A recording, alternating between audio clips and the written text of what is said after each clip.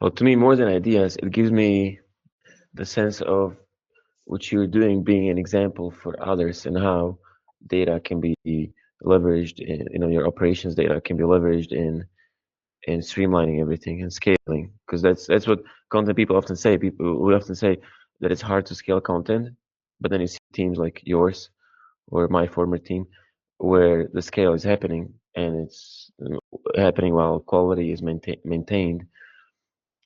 So that's inspiring. Um, I'll ask one last question here. On the research end, or is actually the start of the content.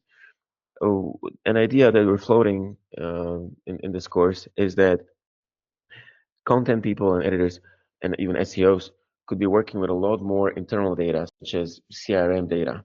So especially with AI now and with how keywords are becoming less important, and they've been becoming less important even before AI, but with where things are going, or even where they already are today, if you know what your customers are saying, what their pain points are, what they say in conversations, you can create really good content around it.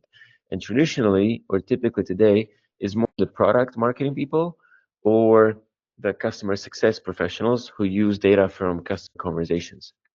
Mm. So the one specific idea is that if more content people had access to a tool or a way, maybe it's a system, for parsing out what customers are saying, there could be a lot more content tailored to those customers. It could still be educational content. It wouldn't have to be sales content, but it could be, for instance, about common pain points or just whatever Yes. need perceiving.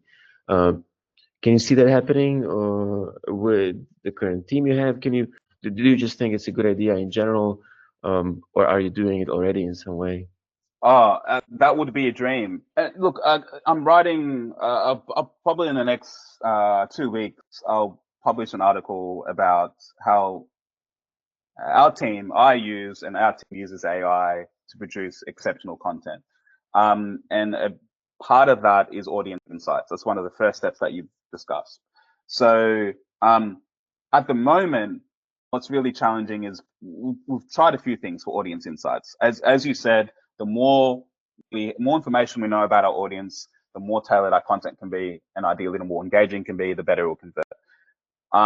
But we are all sitting behind our computers and distributed teams all across the world, and we're not speaking to our customer. We've turned off comments on our blog, so we're not really even interacting or seeing what people are saying about our content outside of social media. So this is quite challenging. We have tried to create personas. We had about 4 to 5 reader profiles that we use to try and match that up to search intents or the type of topic that we're writing about. But that in itself had limitations, because there could be a persona that doesn't fit the topic, for example. Yet we're still trying to speak to that person. So what we've moved to more recently is, just trying to source third-party audience insights, right? So we are getting our writers and editors from their own experience to say I statements that describe the reader pain points. And if they don't have the knowledge or expertise, unfortunately, we're having to rely on forums and reviews and all the third-party data out there that's on the topic, right? Which is a tried and true content marketing thing, right? You have a lot of people who write articles or create videos and might go look at all the 2-star reviews on Amazon of all the books written on that topic to understand what the gaps are. So there's still these methods that still work in content, but it's not the same as talking to your own audience, right? How I've been using AI in that third party approach is basically going to Reddit for unfiltered thoughts on the topic, printing to PDF, exporting to PDF directly from the forum page, and pulling like at least 4 to 5 threads into your AI tool, your LLM tool of choice, to identify these patterns, the themes, the audience insights, and use that. What you're saying would be absolutely amazing. Right. Mm. I don't know necessarily from a product standpoint in Semrush, right? Getting customer data, because we operate, I guess, as a semi-independent publication, right? That influences the market. I'd be really curious to get actual reader feedback I'd be really curious to see how people are responding to our content and finding all of that in a big pool of data and then getting AI to go through and organize all of that. That would be amazing. But I guess the bottleneck there is where we get this data from, right, in the Yeah, first place. So right now we're having to rely on third-party sources to the best of our ability. yeah. It's amazing you're trying at least. Yes, And I thank you for the thorough response. Uh, what I'm trying to get to is to get this information out to people who can act on it, who can have more specific ideas for instance, how to remove the bottleneck for you. So we'll yes, be encouraging the marketing operations community to take the initiative and resolve that because the data is there, the insight is there. It needs to be captured though. And yeah, cool, Michael. Thank you very much for the thoughts and for the extra time. I was super happy absolutely. to talk to you every now My and pleasure. then. Yeah, yeah, yeah. My pleasure too. Thanks, man. Yeah, man, absolutely. Yeah, yeah. Hey, like if there's anything else you need or any follow-ups, let me know. But yeah, I can understand. Yeah, a lot of this would be great to be automated, but it's that's as systematized as I am. I really uh, I guess I still appreciate a lot of manual data collection. I guess I'll be that person on the I'll be that inefficient person on the SaaS team who would want to speak to every customer, right? But I think yeah, but I think you'll be crazy not to use these tools to try and automate and collect and organize a lot of this information. And it's interesting. This conversation has got me inspired to think about, yeah, like I'm missing that connection with audience, that information with audience a lot. Because I'm an old school blogger, from 2015, where blogs, people would actually go on their computer and look forward to reading blogs and interact with comments, and it would become really. I guess you get that to social media to an extent, but even that can feel a bit filtered, right? Especially if you have any profile, people are just trying to impress you and get on your radar instead of just giving you the real, you know? So I think that's the challenge at the moment is getting connected with your customer, with your audience, like really seeing them, really unfiltered and not even prompted that much. Them just describing what the hell they're trying to achieve and with the problems that they're experiencing. And sorry, I know I don't want to take up too much of your time, No, but I'm like good. I'm talking to Lee at the moment. He's like, "Oh, we want to get into YouTube, and we still have some budget constraints there." But a lot of the content that I'm personally enjoying a lot, like Marsha and I are learning a lot more about personal finance, and Ramit Sethi is his YouTube channel has been amazing because he's interviewing couples um, raw, like hour long, sometimes 2-part hour long conversations, and they're willing to share vulnerably all their struggles, right? All their struggles that they're having in their relationship relating to money, their upbringing with money, and he just basically coaches them live on the call. So you've gone from like, hey, I'm just like a radio show, Gary V, just sending your questions and I'll answer to these really in-depth, rich, real conversations.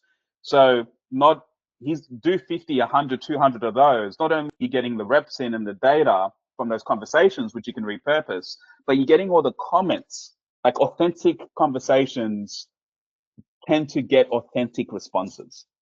So can you imagine having all that pool of data and comments, all the pain points? He's probably got 4 more book ideas. How many more product ideas out of that? Informing direction of how he approaches next interview. Just the endless loop of great, rich data that he's got as a result of this format. Like, who's doing this in content? Who's doing this in marketing? Right? So, who's saying, hey, just come with your problems. Maybe this is an idea for you, Branko, right? Call with Branko. Hey, and just come at me. There's no agenda. There's nothing to sell you. Just what are your problems in trying to, do content? And let me try and help you live. But that's the type of stuff I think is lacking a little bit. And that's the type of data I'd like to get my hands on. Yeah, yeah, yeah. Yeah, I think there's time and place for manual data collection because you do want to keep some things personal and then you want to automate other things. And when you over automate, it becomes impersonal and corporate and soulless, and people can tell. We have a pretty good radar for when things get cold Yes. that way, and we appreciate when they don't. And I think especially today with AI, but I think this is also something that's always been true. People seek that human to human connection, and they Yes. appreciate it, and they pay more attention to it when it's human to human. That's right. And even this whole thing, like prompting is starting, the idea of a prompt is starting to rub me the wrong way. Yeah.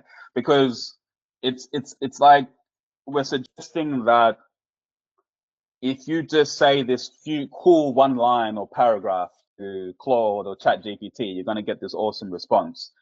And to me, I just see it as this contextual back and forth conversation, right? That just builds on itself. Yeah. And I think you know, hey, I just want to take some. I haven't had a chance to have some hot, spicy takes with people about content. So you're on the receiving end of this, but I think that idea of a prompt or this, it's a little bit gimmicky, and I don't know if it's going to stand the test of time. I think it's more about conversation. It's more about context. It's more about like, what are you feeding this thing? How do you think? How's it refining your thoughts? Not just like, here's the one line, here's the three lines, here's the four sentences, here's the template. It's just so much more than that, right? To get a response or to to have a productive or unique conversation that elevates, right? So it's like, I don't see automation. Ideally, automation saves time, but for me, I guess as an editor, it's about elevating. It's about, how do you raise the bar, right? Mm-hmm. Like this Oh, freaking yeah. article, man. Like I wrote about AI. I used AI to write it, and it took me freaking 45 hours to write. So what? Whoa. How So long is it turning out? so it's 5,000 words, but still, like that's an obscene amount of time, Yeah. right? Because there's a dance. I'm dancing with this thing. I'm pushing it. I'm going, oh no, yes, yes, no, do better, no, and like it's a whole dance. And this is the point I'm trying to make. It's like, if it's just cutting, I understand efficiency, cutting time, cutting time, but it's, I don't know. I feel like that's sometimes backwards. It's about elevating, because that's the asset now. So much bullshit out there. It's like, okay, how do you elevate? Mr. Beast, he just gets more money and invests more money. He pumps more money into every video. He's trying to save time. He's trying to make the best freaking video every single time. That's how you do it. So anyway, I could go on all day about this. Thank you, thank you. But I Yeah, guess I'll it's be looking hard out for because that. we're talking to an operations audience, right? So I guess it's quite different. It's a different mentality, I guess, is what I'm trying to say. Yeah. Yeah. Yeah, it is. It is. Yeah, I mean, there's systems thinkers and data people.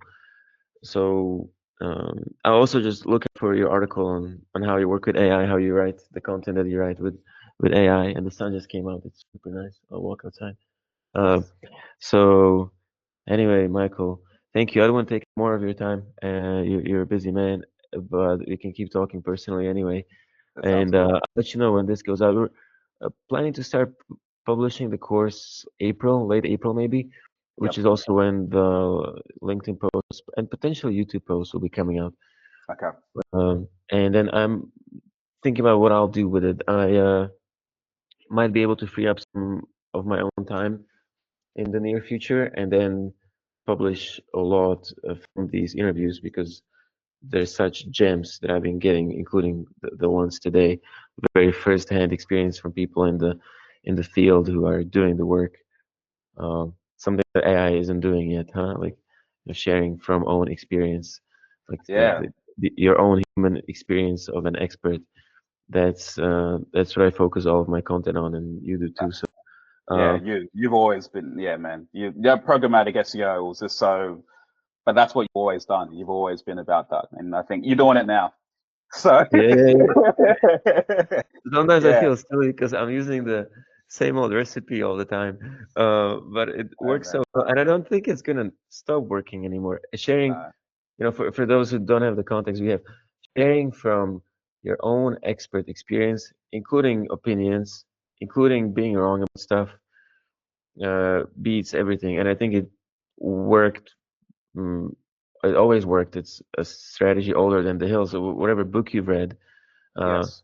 if you know that someone wrote it from own experience, and and this could be 100 years ago, you would go for it. Like where I lived in the States, Mammoth Lakes, Mark Twain used to roam around there, and he wrote this book called Roughing It. And Right. so it's his notes of what it's been like out in the wilderness in the early 1900s. And at least I hope I'm getting the time, the year correctly, getting it right.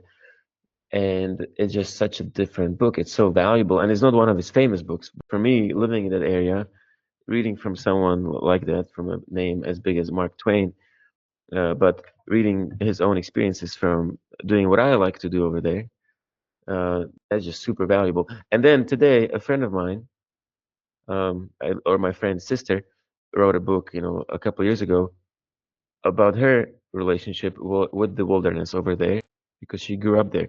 So she did the same. She had the same approach, but it's completely different content. She's very different from Mark Twain, but it's about the same place, same approach. And again, um, I was super eager to get the book because it relates to me because it's not just something someone found somewhere. It's experience of someone who Yes. has intimate knowledge of what they're writing about. Um, that that I think is one of the main ways in which we can be resilient in the age of AI and Yes. automation, and still also demand for human to human with like those. It's like if it were contradicting trends, but I think they're very compatible trends. The For trend of sure. automation For sure. and machine engagement, learning, and just machines are even making decisions for us, doing research for us. That combined with human to human, I think is actually super compatible. Uh, Yes. I couldn't agree. But what does it start with though? I think it starts with well, this person, these people all lived in the wilderness. mhm. You know what I mean? Like they're doing shit. like Yeah, they're so doing the thing. like I think now it's like you're talking to people who are doing. They're just like they're in it. They're in it, and it's like Hmm. that's who we. So I guess automate all we want, AI all we want, but what are we going to do at that time? Go do stuff. Yeah. Go do interesting things. Go put your reps in, Go learn how to snowboard, become pro, learn an instrument. You'll be able to tell an amazing story, and AI will eat that up and turn it into something beautiful. But that's where it starts with. So I'm just, it's interesting, Branko. You could tell maybe I'm a bit energetic, but it's just I think recruitment has taught me a lot in the last year, and talent, right? Because my brother is head of audit for Welcome Trust in the UK, and you couldn't believe, you pay these guys $200,000, and they say they can do internal audit, and they can't. Like they get in the job, and it's just like, oh, I've only done it once, twice. You find out, right? So it's just like, if, at his level, and we were talking about it, it's just like there's not as many people who are doing the thing, who are just really leaning into their craft and just trying to get better at it. And I think you always have a compelling story to tell if you're doing that, because it's Yeah. not even what you achieve in inverted commas; it's all the mistakes and the messiness along the way. Hmm. And I think that's what I love about these conversations. It's like, oh, you do cool things, but it's like, oh no, what are the mistakes? Yeah. Where's shit gone pear shaped? That's like real experience. That's like your Yeah. dad telling you, freaking don't put the oil in the car this way, otherwise, like that's the stuff. That's real experience. Yeah. So anyway, I've taken Yeah. up too much of Doing. your time. I'm ranting. No, thank you very much. I am taking up your time. Doing your craft and then publishing about it is still something that sets you apart. Yes. And my prediction for uh, this century is that it will continue to be that way. Yes. Good prediction. Yeah, yeah. That I hope that sounded smart. Yeah. But, let's end it there, huh? Yes, And absolutely, absolutely. thank you again. Thank you, Michael. Love talking to Likewise. you every time. Yeah, thank you, man. It's been really good to reconnect. And I'll tell you every time I see you, thank you for everything you've done. Honestly, yeah, Yeah, thank you your too. legacy lives on. So, and I still, even telling Oscar, you know, many conversations that we had, such a like what you say is a lifetime ago, it still applies into, you know, how we think about things today Mm, in our team. So thank nice. you. Oh man, that's so nice to hear. I actually talked to Oscar and Boy in early January, Of course. and they ended up thanking me so much. I thought we were just gonna catch up on life and such, and there ended up being so many thank yous. It touches my heart. Touches my heart really. And I was gonna say something, but then I lost my thread. Maybe I'll text you later. Oh yeah, Yeah. but more pragmatic. I'll share the recording with you. Feel free to do whatever you like to do with it, of course. If you want to That's slice it up and post it, I know you've been more silent now, but now or later, feel free to do whatever you like. I will not have the smallest issue with you taking something and putting it out first. If sure. anything, I'll be happy that it's reaching people. In case Okay. that's something you'd like to do, it's not a request, of course. Of course. No, no, I totally. No, thank you for saying that. And if you need any, as I said, if you get through the footage and there's any gaps, just even just flick me a message or email, whatever. I'm happy to fill in any gaps or elaborate on certain points. Hmm. Thank you. Thank you Yeah. very, very much. Have a good day All or right. night. You too. Bye bye. Well, keep on talking, as Oscar would say. Yes. Yeah. Yes. Yes. All right. Bye. See you.